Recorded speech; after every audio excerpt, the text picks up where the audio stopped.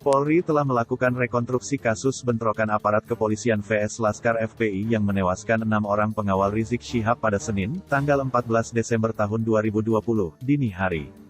Ketua Umum FPI Ahmad Sabri Lubis menyebut banyak kejanggalan dari rekonstruksi tersebut.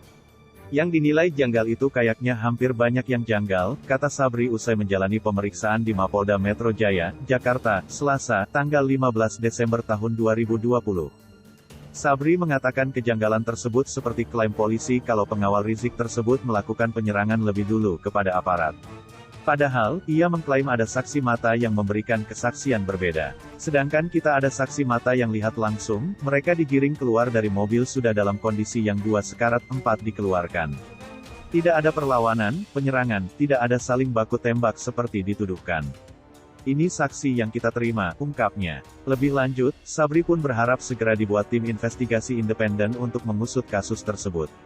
Menurutnya, langkah tersebut bisa menguak misteri yang tak terungkap. Sekali lagi mendesak supaya diadakan tim investigasi gabungan independen sehingga bisa terkuak misteri yang selama ini tersembunyikan.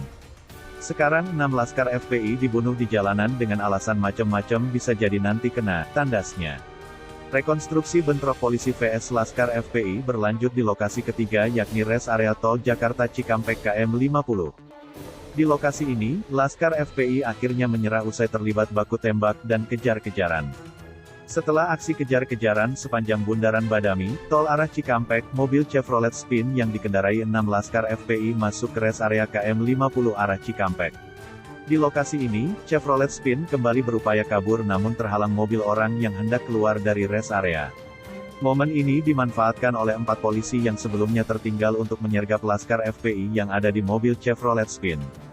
4 polisi langsung turun, menodongkan pistol mereka ke arah mobil Laskar FPI sambil memerintahkan mereka untuk turun dan menyerah. Polisi kemudian membuka satu persatu pintu mobil dan menginstruksikan 4 orang Laskar FPI untuk turun tiarap. Tidak ada baku tembak di res area KM 50 ini, Laskar FPI menyerah dan mengikuti instruksi polisi. 4 pelaku diperintahkan tiarap oleh petugas untuk digeledah pemeriksaan. Petugas C melakukan penggeledahan terhadap pelaku 6, ditemukan barang bukti HP dan dompet, kata polisi. Kemudian polisi melanjutkan pemeriksaan kondisi fisik 2 orang Laskar FPI yang tidak turun karena tak merespon perintah polisi. 2 orang ini duduk di kursi depan samping sopir dan kursi tengah bagian kiri. Polisi lain lalu menelpon bantuan ke polisi lain untuk datang membawa mobil dan membantu mengamankan. Tibalah bantuan satu mobil Daihatsu Xenia milik polisi yang langsung mengepung, sehingga jalan keluar pelaku tertutup depan belakang. Polisi melanjutkan penggeledahan di dalam mobil dan menemukan sejumlah barang bukti seperti celurit, ketapel, hingga amunisi peluru. Setelah kondisi dirasa aman, polisi memindahkan 2 orang Laskar FPI ke dalam bagasi mobil Avanza Silver.